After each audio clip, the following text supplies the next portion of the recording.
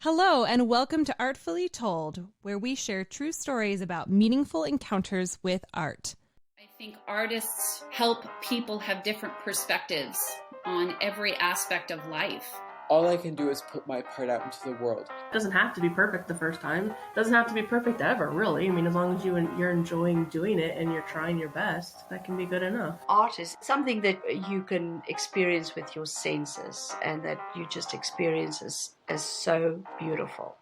Hello, and welcome back to another episode of Artfully Told. I'm your host, Lindsey, and I am just so excited to have as my guests today two wonderful people. They are the producers and creators of the documentary Straight Off the Canvas, and they are Anthony Saldana and Jason Figueira, and I'm just so happy that you all are here. Thank you so much for being here, guys, and I can't wait to dive in. It's good to be here. Awesome. It's wonderful to be here. Awesome. Well, I would love if you would just share a little bit maybe about your background and your story and what got you involved and in art in general. But then I know you guys have this powerful documentary that you've recently produced. I would just love to hear all about that. Sure. We are two guys from Queens, New York. My name is Anthony, and I was born in Queens, New York, and really was always interested in being a creative person and really didn't find the right outlet until college. I was in high school, had a lot of creative energy, but didn't have the right outlet. And then in college, I met Jason, and we just formed such a great friendship. We really didn't do much like television or too many production classes together. We went to Queens College together and really formed a great friendship during that time. And we both graduated in 2008. And from there, I started a career in customer service in New York City, but never left my love and passion for video and television. And I would always have an idea working in my head, and I'd share ideas with Jason, and we've been kind of collaborating together over the last, has it been like 12 years, 13 years, Jason? Yeah, I would say about 12 years, actually. Yeah, that's incredible. You met in college and then went from there, and wow, so this friendship has just evolved and grown over the years, and now you guys make really cool things together. That's awesome. So I'm so curious. I know, Anthony, you talked a little bit about dabbling in art and how art has been a part of your life. And Jason, I'm curious, how has art been a part of your life as well? Or what's your background and story too? Well, in high school, I had a different story. I wanted to work in animation. I wouldn't say I was bad at drawing, but I didn't have enough patience to sit down and learn how to draw professionally. And I had all these great ideas in my head of what I wanted something to look like, but just getting it down on paper was so difficult. And I'd see kids who it seemed like they had a natural gift for drawing. I was like, oh man, I'd like to do that. But when I went to college, I was just going to major in computer science and just do creative work on the side. And I decided, you know what? If I'm going to do computer science, I'm going to end up being here for a long time because I'm not good at math either. So I went through my career's handbook and I saw media studies and I said, you know what? I wanted to do something creative. Maybe it should be my career first and foremost because my heart wasn't really in computer science. I love technology. I loved working with computers, but that wasn't really going to be what I wanted to do as a main career. And so I joined media studies and I just went in, took some of the beginning classes. And from there on out, everything about the field just interested me. And when I met Anthony, it was in one of the computer science classes. And when I talked to him, I was like, oh, we're going to get along. It really seems like we're going to get along here.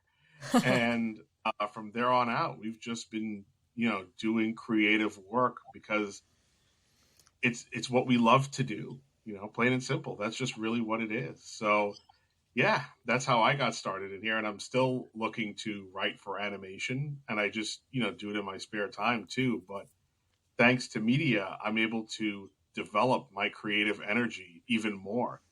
So that's where I fall in this story. Well, that's fantastic.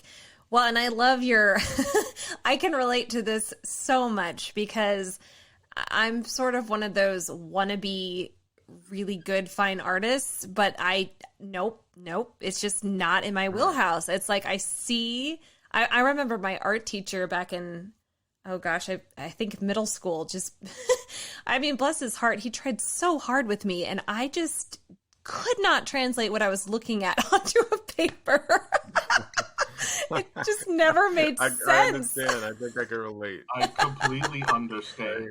Yeah, it's so funny. And I just have so much respect for fine artists who can just look at something and go, oh yeah, I can totally see where all the shadows are and how you need to, anyway, just that's an aside. But yes, I can relate is really what I'm boiling this down to. So, okay. So then you guys obviously hit it off and, started collaborating. So have you guys done more than the documentary? And I can't wait to hear more about that specifically, but also before that, have you worked on other projects together as well? Yes. Our first documentary that we did was a documentary about visually impaired activists here in New York City called We're Ordinary People. I don't have a visual impairment, but I was just interested in how blind people perceive art. And I picked up a book one day, and it was Ordinary Daylight by Andrew Potok. And he is basically an artist who is going blind and is so affected by that traumatic turning point in his life that he does a therapy of where bees sting his eyes for him to gain some recovery. And reading that book really affected me. So I told Jason that I wanted to do a documentary about blind people, and knowing that there's not too many films or TV shows about that show blind people in such a positive way or at all on television. So I felt that it was important to do a documentary about blind activists and what blind people need here, in the community. And then I could have a right to do a documentary about blind painters. So I kind of pitched that idea to Jason, and he was excited. He was actually attending grad school at the time, so it gave him an opportunity to get out there in the field.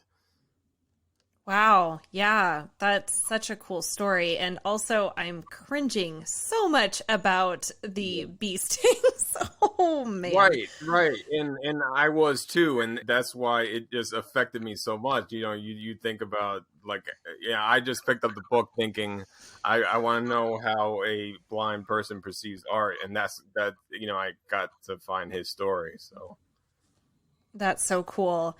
And so, Jason, can you share more about your reaction when Anthony shared this vision with you and sort of how that spoke to you and what that kind of led to? Sure. So when Anthony called me one night and he was telling me about his idea that he wanted to film, I was looking for a way to start practicing what I had learned in grad school. I think I had been there for about a year and a half. And I was going to Hofstra at the time, and they had just started their documentary program. And I was very eager to really test out my skills and, really see what I was capable of. And when he told me about this story, I was very intrigued because I never really stopped to think about how would a blind person perceive art. And I said, you know what, this is something I'd like to learn about too. So it wasn't just a way for me to practice my skills. It was a way for me to learn about an aspect of a community I had rarely ever interacted with. And I said, this is one aspect of documentary is you're kind of like an anthropologist and you're going to a new culture you've never interacted with before. And you're learning about everything about them and their different characteristics, personalities. And I think when we went on this adventure, I think we came out with a new appreciation for the blind community, especially in the art field. And especially after doing this film, I got to say that even some of the work I've seen from blind artists, it reminded me of high school. They were like those kids who could draw. It was amazing watching someone like Elizabeth Castellano make a painting. It was absolutely beautiful. And I just said, you know what? I had never stopped to think about this, and this film was like a window into learning about how art was not just a visual medium, but really a medium for our other senses. And I got to say, I'm really glad I went with Anthony on this film and supported him, because it's been an excellent adventure, to say the least. Yes, I can imagine. That is so cool. And see, that's one of the things that I just love the most about art, is the fact that it does open our eyes to other perspectives and other experiences that maybe we haven't gone through or don't have a lot of knowledge of or whatever. But when you are able to bring art into the mix and share your stories through it, it's so cool how it can connect people and make you think about things in ways that you wouldn't have otherwise, maybe. That's really cool. Absolutely. Yeah. Okay. So then you also have done Straight Off the Canvas. Can you tell us more about that? Yes. So once I completed the We're Ordinary People documentary about the blind activist, I was really excited because that documentary itself won a number of awards, and I felt like it was time to be able to tell a story about visually impaired artists. So I was trying to research about artists who had visual impairments here in New York City, and I found a news article from the New York Times about an artist who was legally blind and teaching art in the New York City public school system. And she had a website, so I contacted her, and her name is Elizabeth Castellano. And so the moment I sent the email to her, she was so excited. And the funny thing is that I never knew that, I thought it was I didn't think that journey was going to take 10 years, but that process of me, calling her and say, hey, can I interview, that happened in 2011. So the documentary itself is really about not only Elizabeth, but we went out to Lavelle School for the Blind, which is in the Bronx, New York, and we interviewed the art teacher, Jessica Jones, who is also blind, teaching her blind students, preparing them for an art show. And I also felt that it was important to have the Art Beyond Sight, which is a nonprofit organization that helps make art museums accessible for visually impaired. And I really felt that it was very important for them to be included in the film, because it's not just about in the classroom. Art should be accessible in the museums, and so we focused a lot on that and how art can be healing and a therapy for not just for blind people, but everyone. Art is a therapy and can really help us through some dark times, especially during the pandemic. Yeah, absolutely.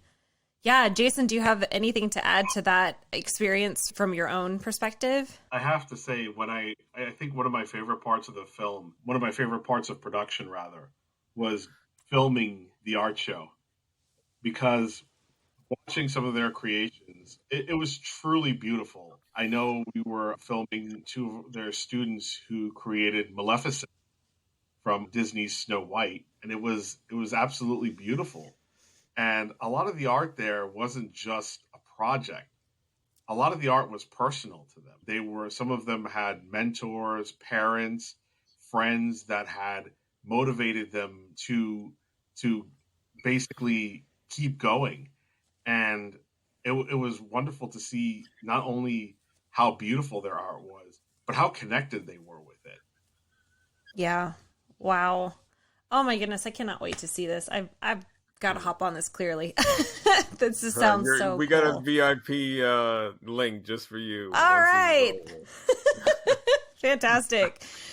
Oh my word, that is so cool and special. You know, it's so interesting that was the subject of your documentary. I have a friend here in Kansas City who is a fine artist, and she's brilliant. I mean, I think her work is just incredible. And her name is Catherine Krause, and she's actually one of the guests that I've interviewed before, but she is kind of in a similar situation where she is in the process of losing her eyesight.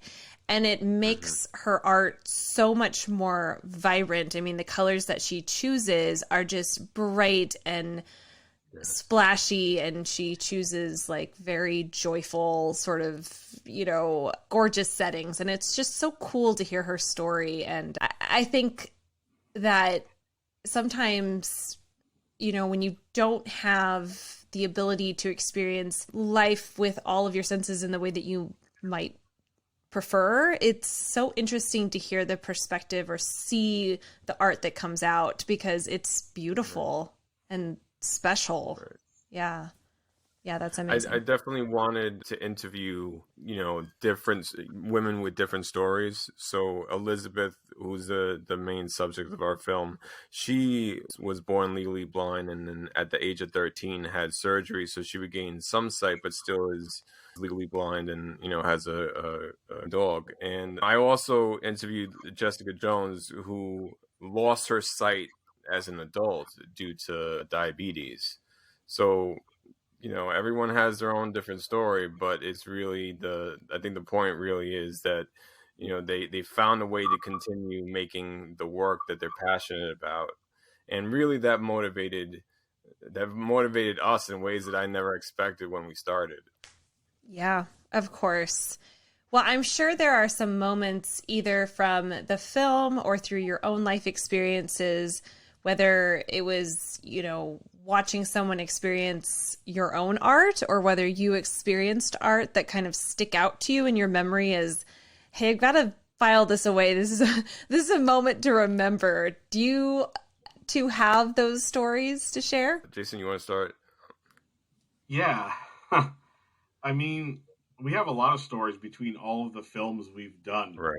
We've been on incredible journeys. I've got to say that the most unforgettable story was when we did our first film, We're Ordinary People. And we had to go to New Jersey to film a blind rabbi. And I remember it so well because it was a day that was so beautiful, but getting home was so tragic because we basically took a bus to Jersey, and then we had a cab take us to where that rabbi had lived. I think it was in Demarest. And we tried to get home the same way. We were going to take a cab to the bus stop. The bus stop was probably 3 or 4 miles away. So we said, okay, we're going to take a cab back. We called the cab company, and they're like, oh, no, we're done for the day. This is before Uber. And this is before Uber, mind you. So we looked at each other and we said, all right, we have no choice but to walk it. We turned on our camera and we just documented our terrible 3 to 4 mile hike in blazing summer weather, and just literally telling jokes as much as we can to get our minds off the fact that we're walking 3 to 4 miles to get to a bus stop, and praying to God we can reach there before sundown. We passed like a Dunkin' Donuts, and I thought that I had seen heaven, because I had never been so excited to see Dunkin' Donuts. And then I passed right by it, and there was a pizzeria. I'm like, oh, water! I felt like I was in the desert, like in those Looney Tunes films when they see a mirage.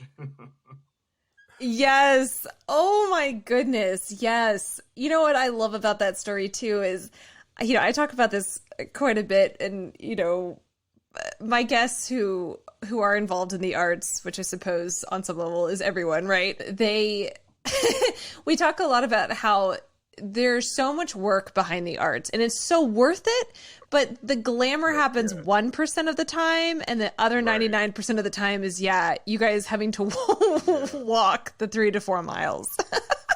Right. I mean, it's true. And it's on YouTube, the entire walk. We filmed it all. As for me, I have a more of a... So in 2012, I was in the beginning of production for the documentary, and I had a really traumatic workplace accident.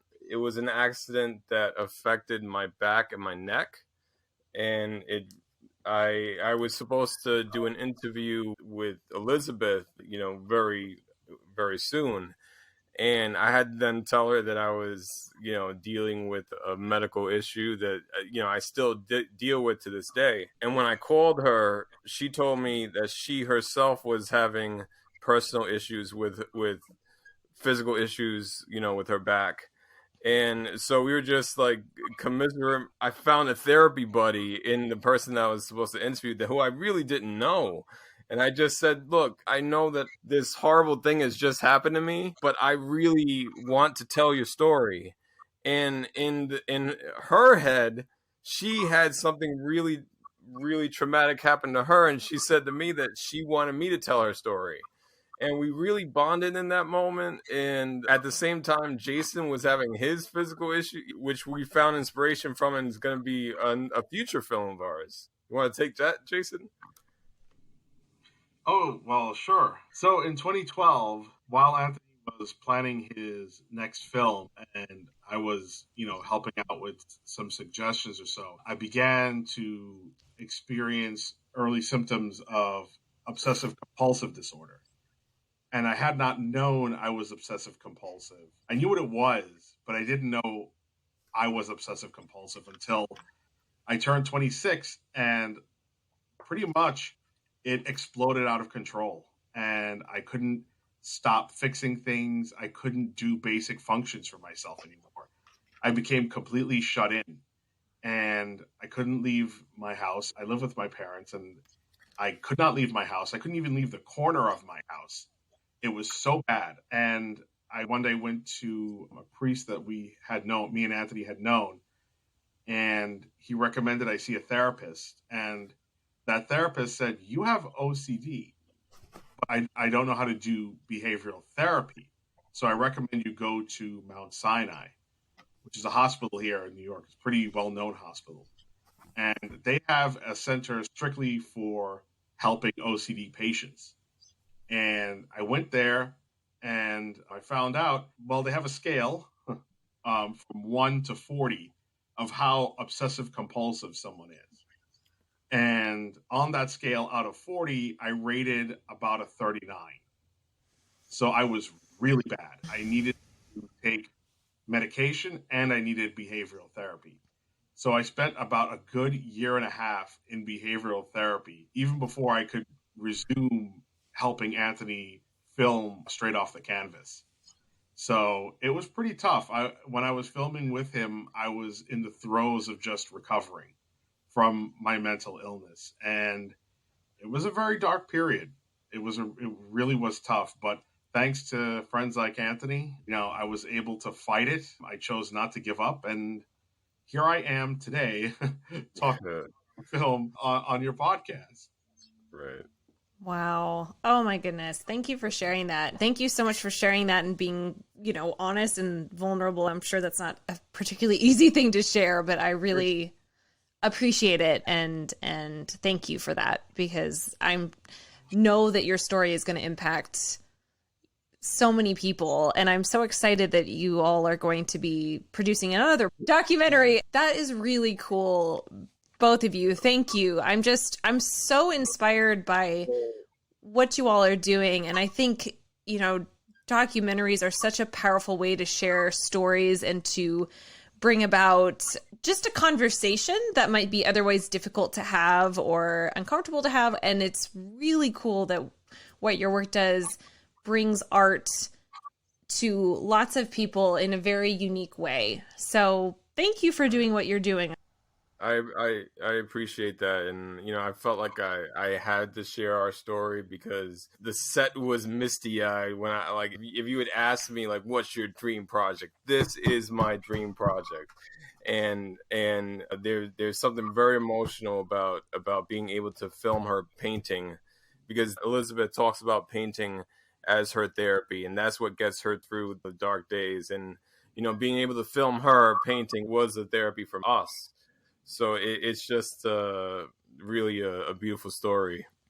Yeah, it really is. And again, that's the power of the arts, is it doesn't just affect the person who's doing it, but it affects the viewer or the participant. And then those effects just can have a snowball effect for other people. And that's why if you feel inspired to create on any level in any medium, please do so, because you just don't know what kind of impact you're going to have on yourself and on the world. You just don't know. Yeah. That is so cool, guys. Well, this is amazing. And I'm sure that our listeners would love to, interact with you, connect with you, and also support your work. So is there a way for us to connect with you, and where can we watch your documentaries? Sure. We're on Twitter. You can find us at Straight Canvas. On Facebook, it's facebook.com/Straight Canvas. We'll have all our information up on those social media sites. I'm trying to develop a website. When it does come up, we already purchased the domain of straightoffthecanvas.com. But right now, you can find us on Twitter, and we'll be able to update you guys on when the site will be up and ready and when our documentary will be in your area, because I want to definitely get it out to Kansas City. Good. Good. And you have a very willing and excited audience in Kansas City. I'm not actually from here originally, and when I moved here, I just had this amazing recognition of how supportive of the arts Kansas City is. So you found your people. They will be receptive. For sure. Now I have a question for you though. Yes. So you're a dancer, right? Yes. Okay, so I'm a single guy. Like, what's a good dance move I should learn as a single guy? Just don't fall. Because I got two legs, Right? Yeah, but you would still manage to fall with two legs. I would. I'm trying to help you. I'm trying to help the single male audience that are trying to get some help. Precisely.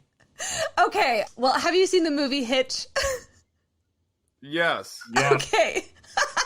You know the scene yes. where Will Smith is teaching, gosh, what's his name? The other main character, anyway, how to dance. And he's like, you live right here. And it's like a step touch, which is basically like a step to the side. And then you bring your other foot in. Yeah. I mean, that you just got to start somewhere. But honestly, my husband's also not a dancer. He wouldn't consider himself to be, I think, in any way. But I think what worked for him was his willingness to try and just put himself out there. And if he looked a little silly, it didn't matter, because I was just so impressed that he was trying. Okay. That's my advice. All right. Just be you. Will Carlton's dance work too from to Bel Air? Oh, man. He's been perfecting that for years. Hey, look, you got to try somewhere. You do. And honestly, I think it's the effort that matters more than the result. Let's be real. Yeah. Yep. Oh, my word. That was fantastic. Yes. And if I come up with any other life advice, I'll pass it along. But that's my initial thoughts. Oh, my gosh. Well, this has been so much fun. I would love to ask you the same 3 questions that I ask all my guests, if you're okay with that. Sure. Cool. Let's see if we pass. All right, here we go. So first of all, how do you personally define art, or what is art to you? Well, art can be a lot of things. It's something that you can make, you can express yourself in so many different ways, and it doesn't matter the material that you use or the sense that you use. You can make something in 2-dimensional, 3-dimensional. You can use your body as a dancer.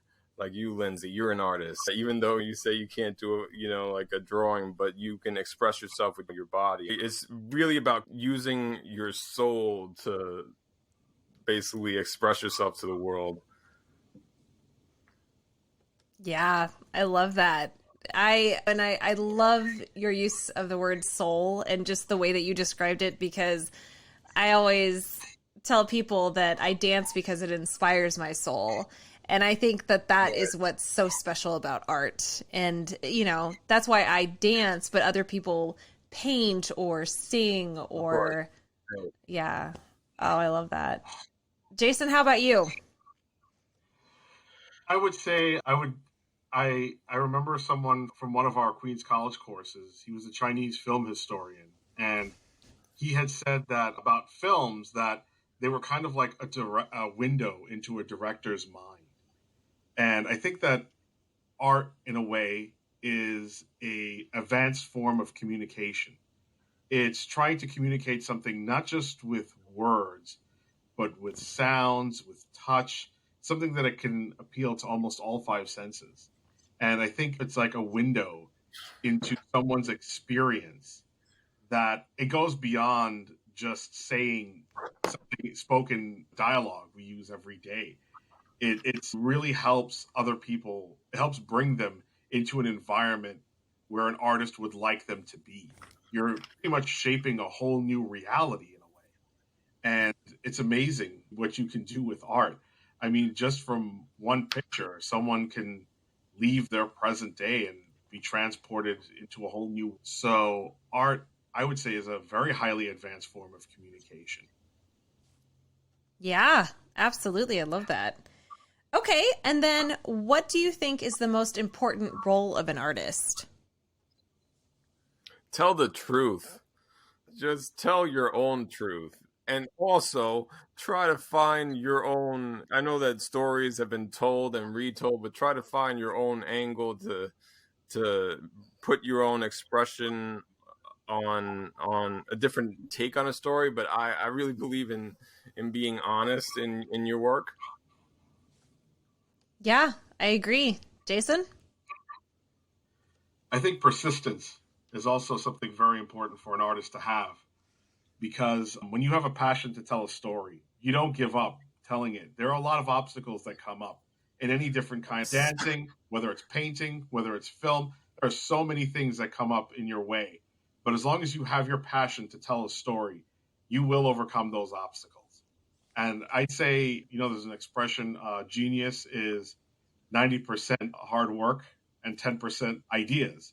So really, it's about how much work you put into it. So I would say persistence is absolutely key for an artist to have. It's absolutely a key quality, rather, for an artist to have. Yeah. Oh, I absolutely agree. It's all about the grit behind the passion. Yeah. Yes. Yeah, absolutely. Oh my goodness. Yeah, I remember hearing one time somebody said that ideas without action are worthless. And I was kind of taken aback, and I thought, oof, ow, that hurts. Like, excuse you. But the reality is he was right. You have to have both. So awesome. Okay. And then my final question, and I'll define my terms a little bit, but do you think that art should be inclusive or exclusive? And inclusive referring to an artist who puts their work out into the world and provides some context behind that, whether it's a title or show notes or the inspiration, versus exclusive referring to an artist who does put their work out there but doesn't provide the context, so it's left solely up to the viewer to determine what they will. I like metaphors. Love putting in my documentaries open-ended metaphors so that people can. I don't like to have voiceovers to tell the audience what they should feel. And that's something that Jason and we've argued about many times over the last couple of years, where he likes to Jason would say, I want to tell them how, this in a great voiceover. And I said, nope, not me. So I hope that answers your question, Lindsey. I like that. But Jason, right. How about you? It sounds like you might have a slightly different perspective too. I think it depends on what kind of work an artist is doing. Some artwork is best left exclusive. That's where their strength comes from. I think it mostly depends on what kind of art that artist is producing. For my style, I like to explain everything because I like to hear myself talk. But the point is, it depends on the project. Really, for some projects, being inclusive makes it stronger. So it works being an inclusive piece. But there are some pieces that are best left exclusive. So I think it really depends on what kind of project an artist is working on. Sure. Yeah, absolutely. Well, thank you both again so very much for being here today. I'm so excited to learn about what you all do, and also then to, get to experience your art and the way that you're supporting other artists. I think that's really important, and I commend you and thank you for what you're doing. And I'm just so excited to continue to follow your work, because obviously this is a awesome partnership that's just going to continue to produce wonderful things. So thank you for bringing art to the world. I appreciate it. Thank you for having us. So we will definitely send you that. Thank you, Lindsey. To the movie. Perfect. Thank you. Well, and thank you to everyone who has listened to this episode. And if you're feeling as inspired as I am right now, I would love if you would share this with a friend or two. And I highly encourage you to check out their work, and we will catch you next time. If you have a story to share with us, we would love that so much. And I hope your day has been artfully told.